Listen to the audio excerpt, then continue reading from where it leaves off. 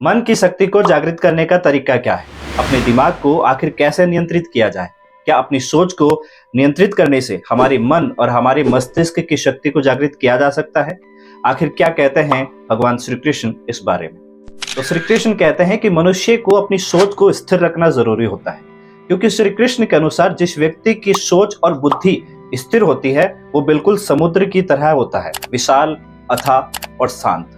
वहीं जिस व्यक्ति की बुद्धि स्थिर नहीं रहती वो बिल्कुल नदी के समान है। जिस प्रकार नदी में थोड़ा सा जल हो जाने पर वो अपनी मर्यादाओं को तोड़ करके आसपास के क्षेत्र में तबाही मचा देती है और पूरे शहर को जलमग्न कर देती है, अनियंत्रित सोच वाले मनुष्य भी थोड़ी सी सफलता पाकर के फिर थोड़े ही धन को पाकर के मचलने लगते हैं और बौखला जाते हैं। जबकि स्थिर बुद्धि वाले मनुष्य अपने दिमाग को नियंत्रित करना जानते हैं और वे चाहे कितनी भी तरक्की कर लें, उनके स्वभाव में परिवर्तन नहीं आता। सभी नदियां एक साथ समुद्र में जाकर समा जाती हैं, किंतु फिर भी समुद्र अपनी सीमाएं नहीं तोड़ता।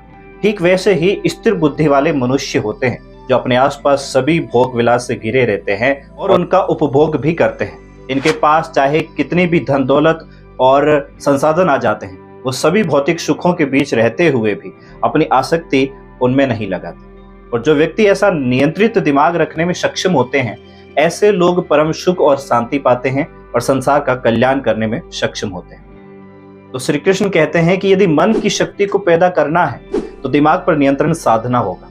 इसके लिए सबसे पहले मनुष्य को अपनी सोच पर नियंत्रण साधना होगा। आपको अपनी सोच के घोड़ों पर लगाम कसनी होगी। ये एक तरह से मौन है।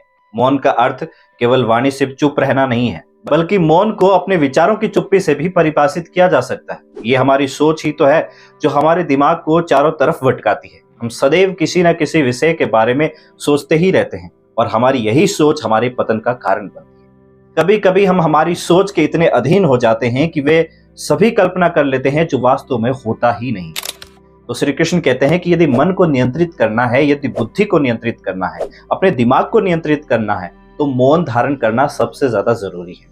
और जब हम अपने दिमाग को नियंत्रित कर लेते हैं तो हमारे भीतर गंभीरता जन्म लेती है। तो श्री कृष्ण अर्जुन से कहते हैं कि जब हमारा मन और हमारी बुद्धि संतुष्ट भाव को अपना लेती है, जो भी हमारे पास उपलब्ध होता है उसी में संतुष्ट रहना सीख जाते हैं और हमने अपने जीवन में जो कुछ पाया है उसके लिए ईश्वर को धन्यवाद देना सीख जाते हैं, तो हम स्वयं से संतुष्ट हो जाते हैं और तब जाकर हमारे मन की शक्ति मजबूत होती है और मन को प्रबल बनाती है।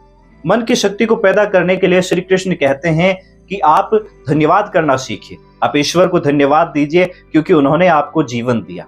ईश्वर को धन्यवाद दीजिए क्योंकि आपकी आधारभूत जरूरत रोटी, कपड़ा और मकान ईश्वर ने आपको उपलब्ध कराई है। ईश्वर को धन्यवाद दीजिए क्योंकि आपके पास आपकी इंद्रियां हैं जो आपके जीवन को सरल तरीके से जीने में आपकी मदद करती है। ईश्वर को धन्यवाद दीजिए कि आपके आसपास आपके शुभ चिंतक मौजूद हैं। आपको इस प्रकृति को जीने का, इस प्रकृति का आनंद उठाने का मौका मिला है। जब हम ईश्वर को धन्यवाद देना सीख जाते हैं तब हम स्वयं से संतुष्ट होने लगते हैं और एक बार जब हमारे भीतर संतुष्टि का भाव आ जाता है तो हम गंभीरता के रास्ते पर अपने कदम बढ़ा लेते हैं और ये गंभीरता हमें मौन की तरफ अग्रसर करती है। और जब हम अपनी मन, बुद्धि और वाणी से मौन रहना सीख जाते हैं तो वास्तव में हम अपने दिमाग को नियंत्रित करना भी सीख जाते हैं। श्री कृष्ण कहते हैं कि मनुष्य के भीतर विचार एक चुंबक की भांति बसे रहते हैं जो अपने ही जैसे विचारों को अपनी तरफ खींचता है। वो कहावत तो आपने सुनी होगी कि जब बोया पेड़ बबूल का तो आम कहां से हो। तो जो हम बोएंगे वही तो हमें फल मिलेगा। श्री कृष्ण कहते हैं कि हमें अपने जीवन में जो कुछ मिलता है सभी हमारी सोच पर निर्भर करता है। हम जैसा सोचते हैं हमें वैसा ही प्राप्त होता है। हम जो भी कर्म करते हैं उसका फल हमारी सोच पर निर्भर करता है। अब एक पुजारी या साधु भगवान की तपस्या करता है या भगवान को सोचता है और उसे ईश्वर की प्राप्ति होती है। ठीक उसी प्रकार एक व्यापारी व्यवसाय के बारे में सोचता है, धन के बारे में सोचता है तो उसे धन की प्राप्ति होती है। श्री कृष्ण के अनुसार हमारे विचार जिस भाव के होते हैं हम उसी भाव का फल प्राप्त करते हैं।